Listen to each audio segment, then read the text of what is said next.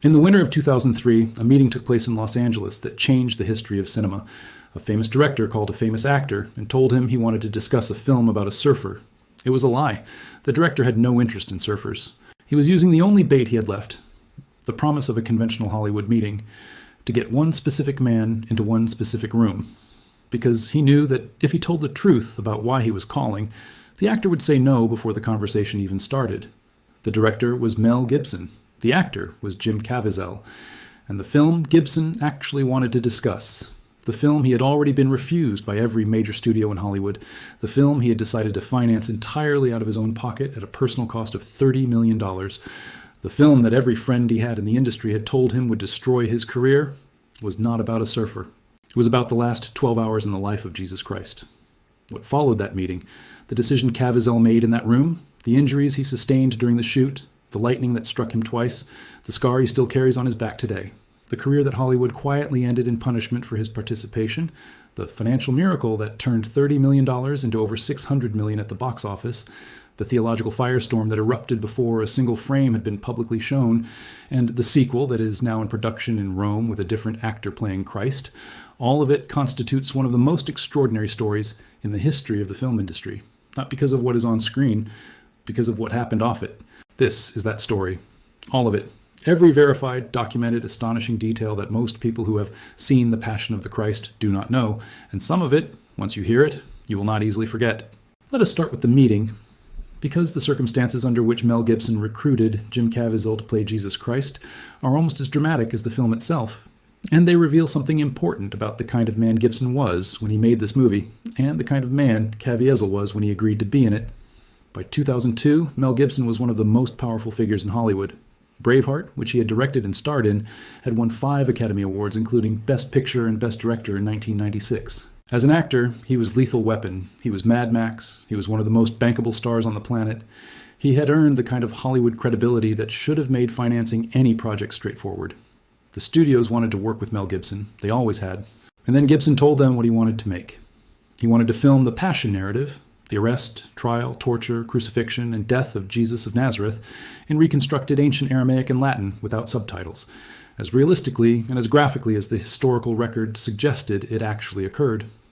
He wanted to show the Roman flogging, the flagellum, a multi-tailed whip with bone and metal fragments woven into its straps, with the accuracy that the physical evidence of crucifixion victims suggests.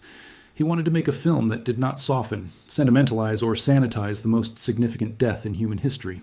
7 studios said no. 20th Century Fox, which had a first-look deal with Gibson's production company Icon, passed. Columbia Pictures passed. Metro-Goldwyn-Mayer, Paramount, Universal, Walt Disney, and Warner Bros. Every major studio in Hollywood, one by one, walked away from the opportunity to finance a film by one of their most reliable commercial directors. The reason was the same in every case. The subject matter was too controversial, the market was too uncertain, and the film was too extreme to risk institutional money on. Gibson made a decision. He would make it anyway. He mortgaged his house, liquidated assets, and committed $30 million of his own personal fortune to producing a film that the entire Hollywood establishment had told him would not work. He then spent an additional estimated $15 million on marketing and distribution, $45 million of his own money on a film nobody wanted to touch. And then he called Jim Caviezel and told him he wanted to talk about a surfer. Caviezel arrived at the meeting expecting a conventional pitch. What Gibson presented to him instead was a proposal that, in Caviezel's own words at the 2018 Seek conference, he immediately recognized as something different from any offer he had ever received. Gibson wanted him to play Jesus, not a historical figure, not a dramatized interpretation, not a respectful cinematic treatment. The actual Jesus of the actual Gospels, enduring the actual documented physical suffering of a Roman crucifixion, filmed as realistically as the technology and the human body of the lead actor could sustain. And then Gibson did something that no director has ever done to an actor before or since. He tried to talk his own lead out of taking the role. After Caviezel accepted, Gibson turned around and warned him, explicitly and directly, that making this film would effectively end his career in Hollywood. The system, Gibson told him, would not forgive either of them for it. At the 2018 Seek conference, Caviezel quoted Gibson directly, "You'll never work in this town again." And Caviezel's response, which he has repeated in multiple public appearances since, was, "We all have to embrace our crosses." But there was a moment before that exchange that Caviezel has described as the detail that settled everything for him. Sitting across from Gibson, working through his hesitation, Caviezel suddenly realized something he had not previously noticed about himself in the context of this particular role. His initials were J.C. James Caviezel, J.C., and he was, at the time of filming, 33 years old, the age Jesus was when he was crucified. He had not connected those facts before that moment. When he pointed them out to Gibson, Gibson's reaction, in Caviezel's own telling, was to look at him and say, "You're really scaring me, you know." They made the film. The script that Gibson and his co-writer Benedict Fitzgerald produced from the 4 canonical Gospels was remarkable in its specificity and its ambition. They wrote it first in English, then had it translated into 2 ancient languages, Latin and reconstructed Aramaic, by Professor William James Fulco of Loyola Marymount University, one of the world's leading scholars of ancient Semitic languages. Fulco did not simply translate. He reconstructed a version of Aramaic, as it would have been spoken in first century Judea, drawing on Dead Sea Scrolls scholarship, comparative Semitic linguistics, and historical linguistic analysis to approximate the dialect that Jesus of Nazareth would actually have spoken. And in a detail that reveals the extraordinary depth of scholarly attention Gibson brought to this project, Fulco deliberately introduced subtle errors into some of the dialogue. Errors in pronunciation and word endings that reflected what a character would actually sound like speaking a language they were not fluent in. Roman soldiers speaking Aramaic or Jewish leaders speaking Latin to Pilate would not speak those languages perfectly. They would carry the accent and the grammatical imprecision of a second language. Fulco built those imprecisions in. They are in the finished film. Nobody in the audience would notice them. The actors delivering those lines probably did not notice them, but they are there, embedded in the dialogue of a 2,000-year-old reconstructed language, because Mel Gibson was making a film that was committed to a kind of historical authenticity that extends to the grammar of the supporting characters' second languages. Gibson also drew on sources beyond the canonical Gospels.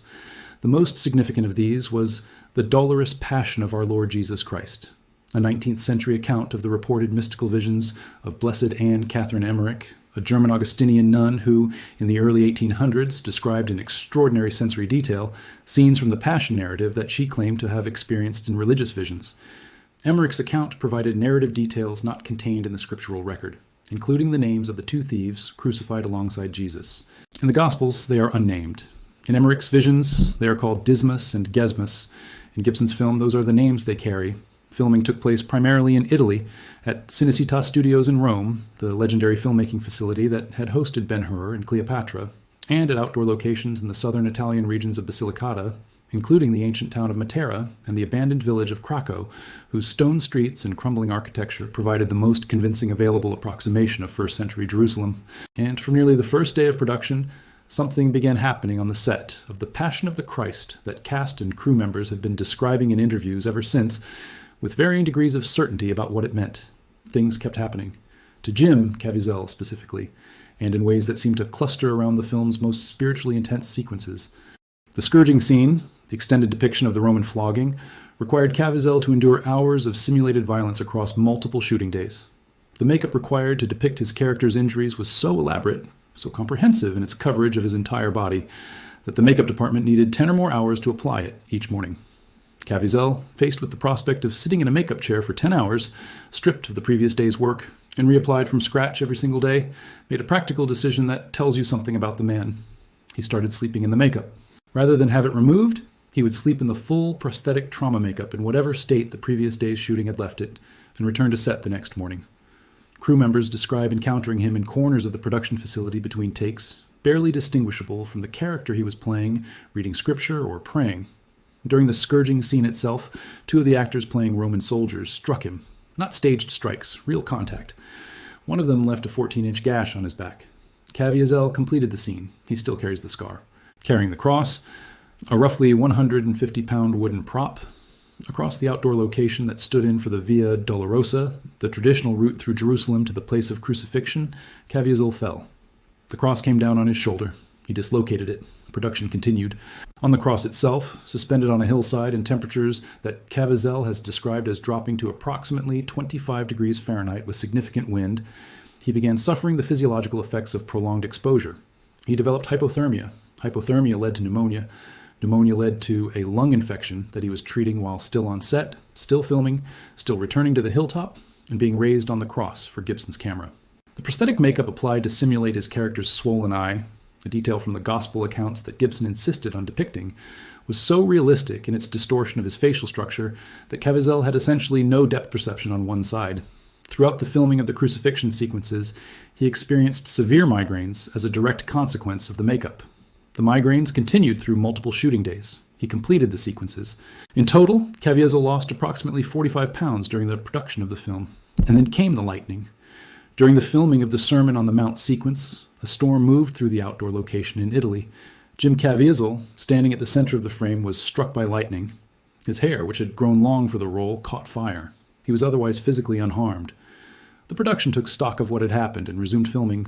Later in the shoot, during the crucifixion sequences on the hilltop, lightning struck again. This time it struck Caviezel and also hit assistant director Jan Michelini, who had moved toward Caviezel's position after the strike to check on him. Both men were uninjured. In the credits of the finished film, Michelini is listed with the nickname that the cast and crew gave him during production, Lightning Boy. 2 lightning strikes, the lead actor and an assistant director, during the filming of the death of Jesus Christ. Neither man seriously hurt. Gibson has spoken about the events in interviews. Members of the cast and crew have described them.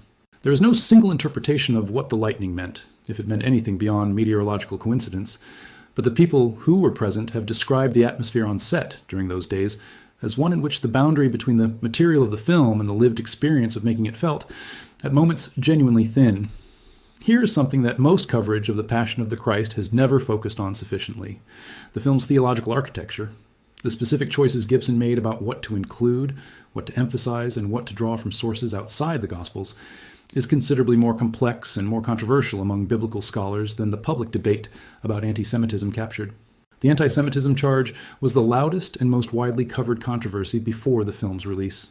The Anti-Defamation League, several Jewish organizations, and a group of Christian theologians who reviewed an early cut of the film argued that its depiction of the Jewish religious leadership's role in the crucifixion, the high priests Caiaphas and Annas, the crowds calling for Jesus' death, risked inflaming anti-Semitic prejudice by presenting Jewish figures as the primary agitators for the crucifixion, while depicting the Roman governor Pontius Pilate as a reluctant, sympathetic figure pressured into the execution against his instincts.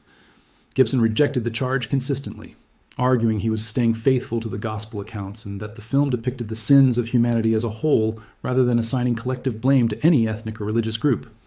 He removed one specific scene, a line drawn from the Gospel of Matthew in which the crowd calls for the blood of Jesus to fall upon them and their children, that critics had specifically identified as the most historically loaded piece of dialogue in the script.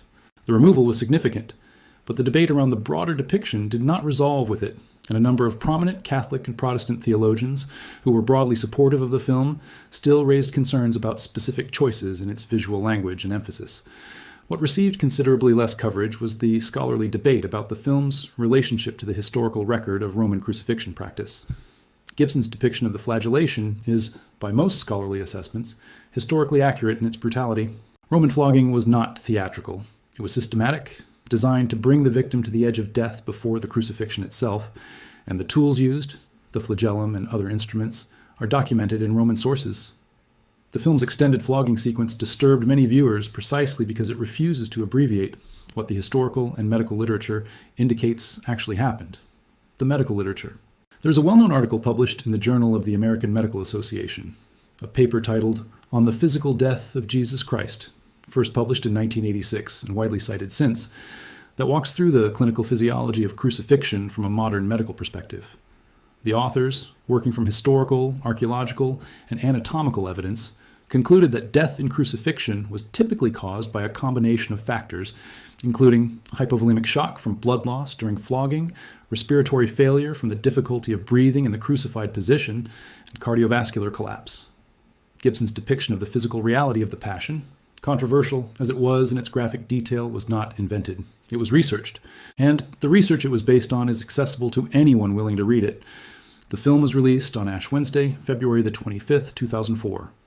And what happened at the box office over the following weeks is one of the most extraordinary commercial stories in the history of the film industry.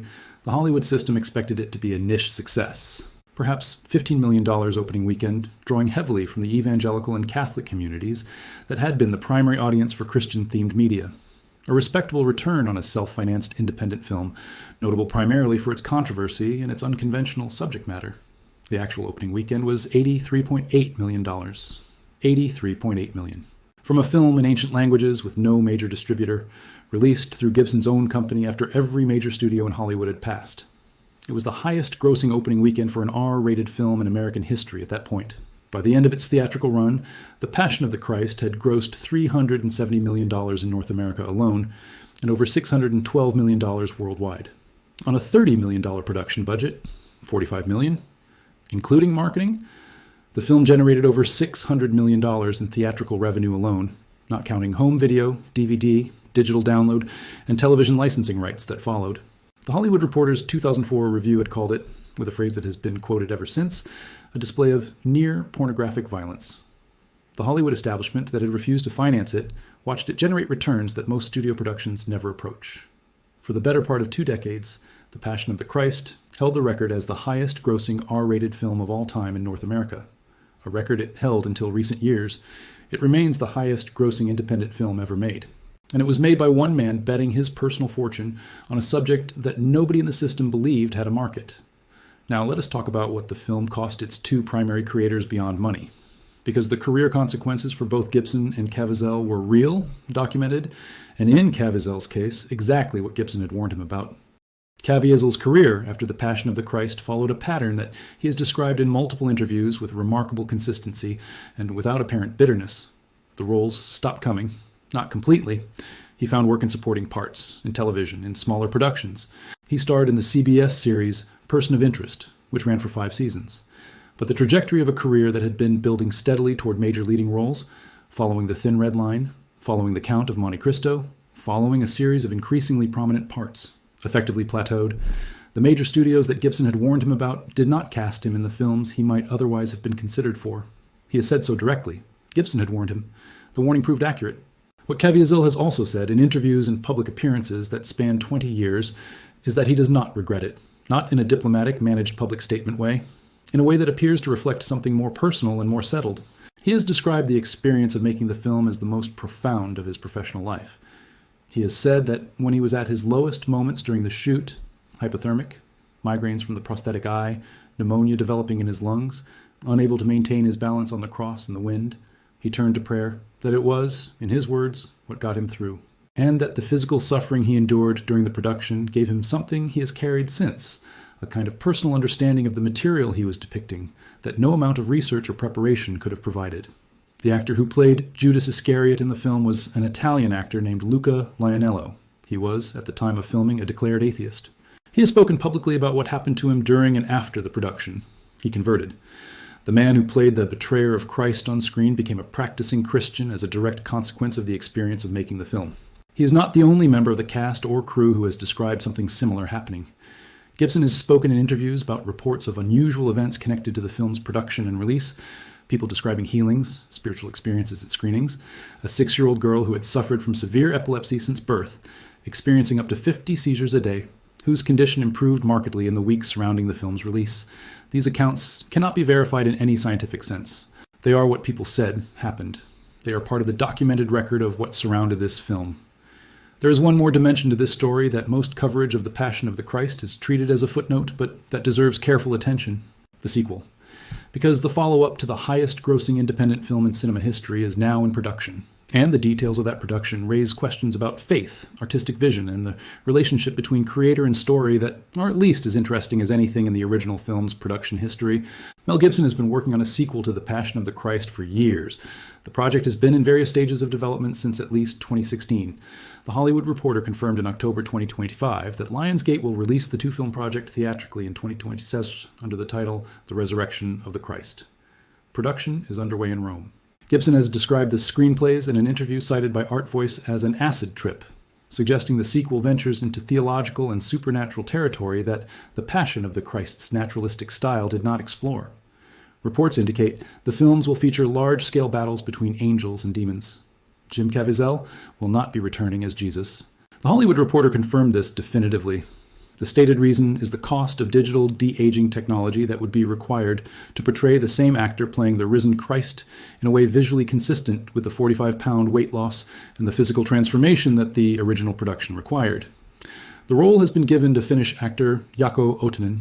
Monica Bellucci, who played Mary Magdalene in the original, also will not return. She is being recast as Cuban actress Mariela Garriga. The absence of Caviezel is, in a quiet way, one of the most striking facts about the sequel. He played Jesus Christ in what is now recognized as one of the most commercially successful and culturally significant religious films ever made. He did so at considerable personal physical cost and considerable professional cost. He carried the scar from the scourging scene and the experience of the lightning strikes and the hypothermia and the migraines through 20 years of interviews in which he has spoken about the role with a consistency and a depth that suggests it genuinely changed him. And now the sequel to the film he defined will be made with someone else carrying the cross through Rome. Caviezel's own public comments have been measured. In an April 2026 interview on the Arroyo Grande podcast, quoted by The Hollywood Reporter, he said about the lengthy gap between the original and the sequel, "It takes a while to make these things, but it takes the right time, and only God knows that." And then, in a sentence that is either about acting or about something considerably larger, "Am I scared? Yes, but if I wasn't, I wouldn't want to work with that actor because you're not ready." Let us come back, at the end of all of this, to the beginning, to that meeting in Los Angeles in the winter of 2003. The director who called the actor and lied about a surfer. The actor who arrived expecting a conventional pitch and was offered something no amount of Hollywood experience could have prepared him for. The warning that was delivered after the offer was accepted, "You will never work in this town again." The response that accepted the warning and accepted the role, "We all have to embrace our crosses." What Gibson made with The Passion of the Christ was not a conventional film by any measure. It was not a prestige production backed by studio money and shaped by committee decisions about what audiences would accept. It was a personal film, deeply, uncomfortably, almost obsessively personal, made by a man who has described his own state of mind during the period before production as one of profound spiritual crisis, a deep emptiness he felt at the excesses of Hollywood life, and who channeled that crisis into 12 hours in the life of a first-century carpenter, executed by the most powerful empire the ancient world had ever produced. The result disturbed people. It was supposed to.